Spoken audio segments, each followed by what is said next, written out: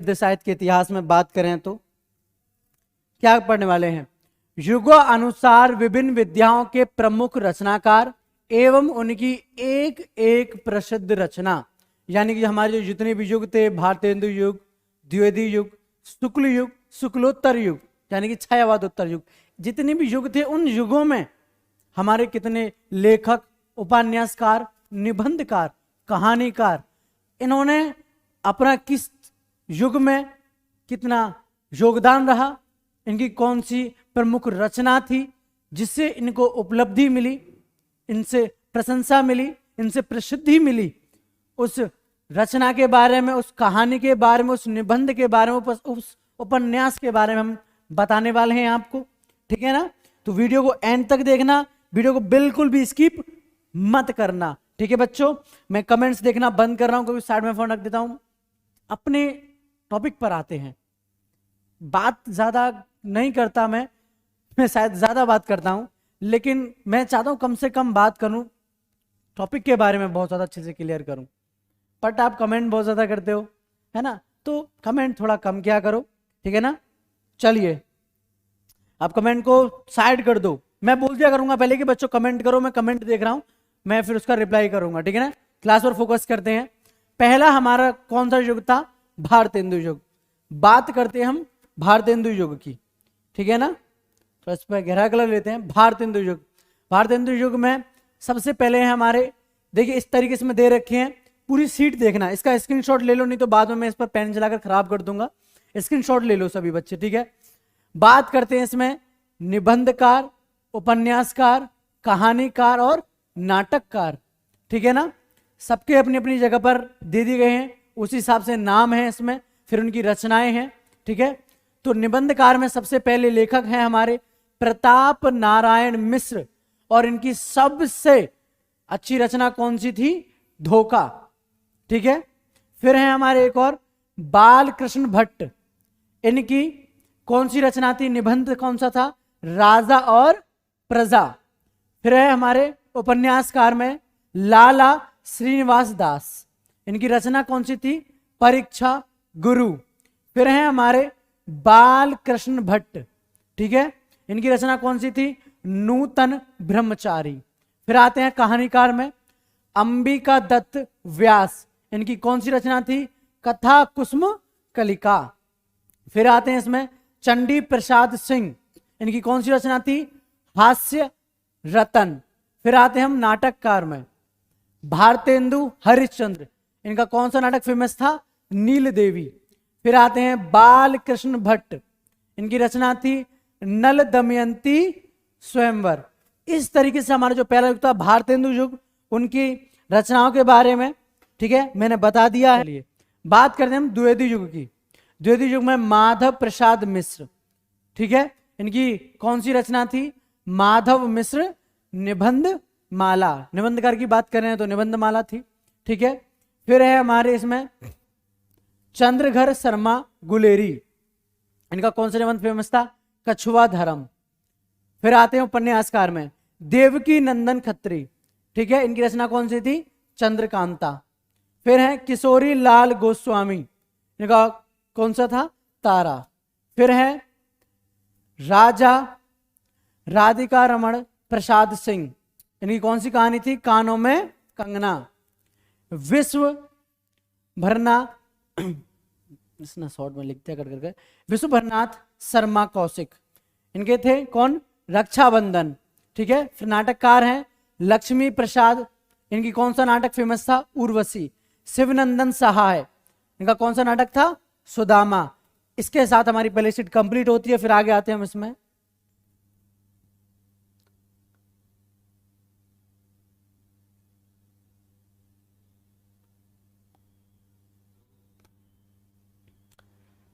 राह संघर्ष की जो चलता है वही संसार बदलता है। राह संघर्ष की जो चलता है वही संसार बदलता है। जिसने रातों से जंग जीती है सूर्यवंश तक वही चमकता है। बहुत ही अच्छा थॉट था, बहुत ही ज्यादा अच्छा शेयर किया। जो रातों से मेहनत करता है, स्मार्ट वर्क करता है, हार्ड वर्क करता है, वही तो चमकता है। हर एक पीढ़ी में से कोई एक ऐसा आता है जो उस पीढ़ी की राह बदल देता है। ठीक है, चलिए बात है शुक्ल युग यानी कि छायावाद युग। लेखक आचार्य रामचंद्र शुक्ल, इनकी रचना थी चिंतामणि। फिर आए गुलाब राय, ठीक है, इनका कौन सी निबंध था, ठलुआ क्लब। फिर हैं प्रेमचंद्र, प्रेमचंद का कौन सा उपन्यास था, गबन। फिर आए आचार्य चतुर्सेन शास्त्री, इनकी कौन सी रचना थी, आत्मदाह। ठीक है, फिर है हमारा लेखक जयशंकर प्रसाद, इनकी कौन सी रचना थी, पुरस्कार। ठीक है, फिर आए प्रेमचंद्र, प्रेमचंद की कौन सी रचना थी, पंच परमेश्वर। फिर है हमारे नाटककार में जयशंकर प्रसाद, इनका कौन सा नाटक था, चंद्रगुप्त। फिर है हमारे लेखक हरिकृष्ण प्रेमी, जिनका नाटक था प्रतिशोध। ठीक है, चलिए भाई क्लास पर ध्यान दीजिए बच्चों।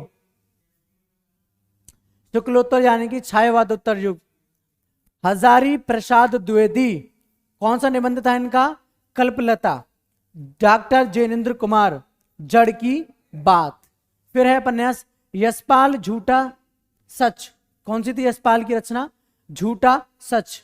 फिर आते हैं हमारे भगवती चरण वर्मा, जिनकी रचना थी भूले बिसरे चित्र। फिर है हमारे कहानीकार में इला चंद्र जोशी, इनकी रचना कौन सी थी, आहुति। फिर आए हमारे राजेंद्र यादव, इनकी रचना कौन सी थी, प्रतीक्षा। फिर आए हमारे नाटककार में उपेंद्र नाथ अस्क, इनकी कौन सी रचना थी, जय पराजय। फिर है इसमें विष्णु प्रभाकर, इनकी कौन सी थी, कुहासा और किरण। ठीक है, पढ़ते हैं मत लिखिए उत्तर प्रश्न में से। हिंदी की प्रमुख बोलियां कौन कौन सी हैं, हिंदी की प्रमुख बोलियां कौन कौन सी हैं।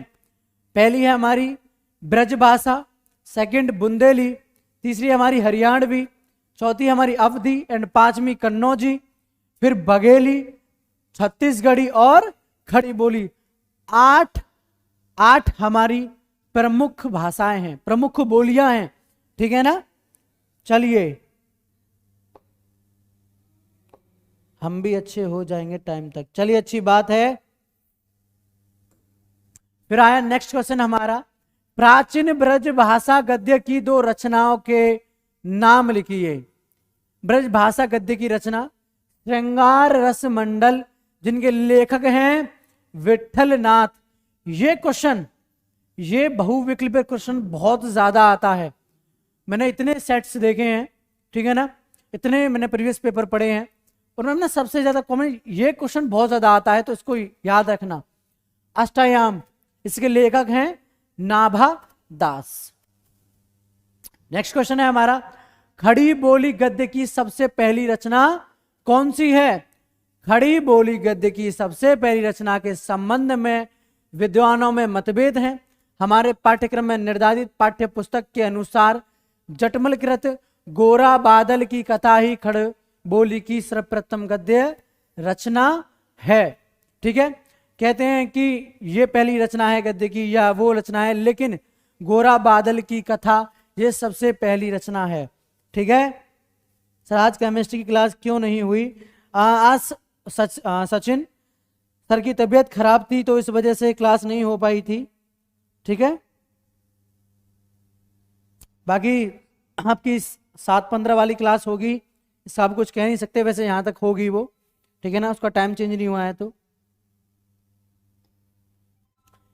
नेक्स्ट क्वेश्चन है हमारे इसमें, खड़ी बोली गद्य का व्यवस्थित विकास कब हुआ।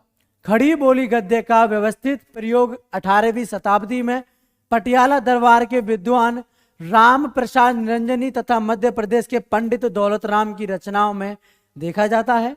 खड़ी बोली गद्य में भारतेंदु युग में अनेक रचनाएं की गई तथा युग में इनका परिमार्जित रूप से सामने आया। आज यही हिंदी साहित्य की शीर्षत भाषा के रूप में मान्य है। ठीक है, नेक्स्ट क्वेश्चन है हमारा, भारतेंदु से पूर्व हिंदी गद्य साहित्य के मुख्य 4 प्रवर्तकों के नाम लिखिए। ठीक है, भारतेंदु से पूर्व हिंदी गद्य के 4 उन्नायकों और उनकी रचनाओं के नाम लिखिए। हिंदी गद्य के प्रमुख प्रारंभिक उन्नायक हैं कौन, सबसे पहले थे मुंशी सदाशिवलाल, इनकी प्रमुख रचना कौन सी थी, सुख सागर। फिर है हमारे मुंशी ईसा अल्लाह खां, इनकी थी रानी केतकी की कहानी। फिर आए हमारे पंडित लल्लू लाल, इनकी कौन सी थी? प्रेम सागर। फिर है हमारे सदल मिश्र, इनकी कौन सी थी? नासिकेतोपाख्यान। ठीक है, चलिए साथ के साथ इनका स्क्रीनशॉट ले लें। और देखिए अभी आपके पास टाइम है। सर आप बहुत अच्छा पढ़ाते हो, थैंक यू सचिन। मैं आपको एक चीज बता दूं बच्चा, खुद के नोट्स बनाओ, लिखकर याद करो। हम कितनी ज्यादा मोटिवेशनल वीडियो देखते हैं, उनमें हम देखते हैं ना ज्यादातर कि किसमें क्या होता है। ठीक है, हमको कितनी मोटिवेशनल वीडियो में बताया जाता है कि इस तरीके से नहीं, इस तरीके से पढ़ो, अपना एक टाइम टेबल बनाकर पढ़ो। 24 घंटे रहते हैं, 8 घंटे की अच्छी नींद लो। ठीक है, 8 घंटे आपको अपनी पढ़ाई को दे दो अच्छे से, तो बहुत कुछ हो सकता है। ठीक है ना।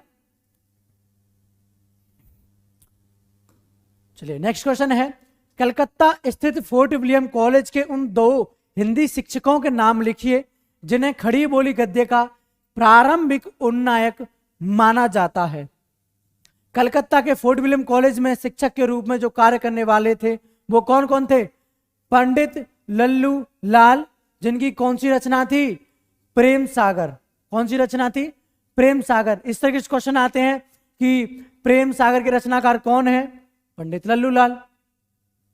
ठीक है, इस तरह के क्वेश्चन आएगा। सदल मिश्र किसके थे? नासिकेतोपाख्यान, इनकी प्रमुख रचना थी। ठीक है ना।